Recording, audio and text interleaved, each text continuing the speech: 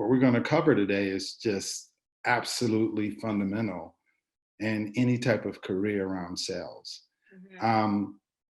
I just left a meeting last week. I was in New York, and I was up working with a private equity group. And private equity is like the sort of the elite of when you look in the investment world, they only touch companies that are profitable, that's doing well.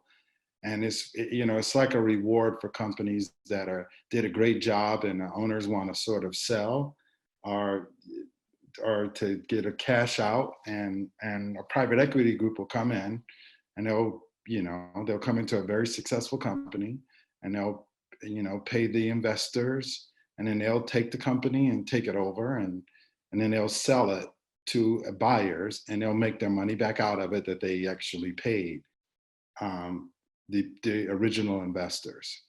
And it was really interesting because the guy that runs the private equity group that's very, very wealthy, Anthony Robbins, is one of the partners, and he loves this, and this is where he's kind of going in his career to help these people who are already successful. He likes that part of it. But what was so interesting is that Brian Martin, the vice chairman, got up and said, "We're all in sales. Like, I'm a sales guy. I might have $100 million, but I'm a sales guy, and everything is selling."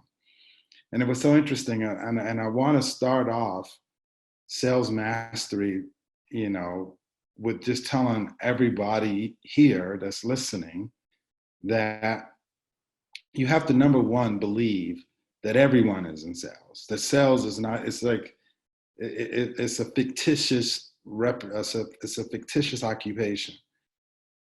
Everybody, it's like saying health is not important to me. Well, it's important to everybody because you got to have it in order to do anything. Your ability to influence people for the vast majority of the world is going to be imperative.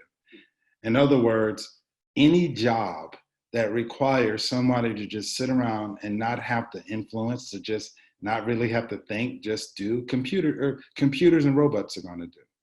So if you're not in sales, or if you don't understand influence, then you're in trouble, because that is it's going to be, it was the first profession, and it's going to be the last profession.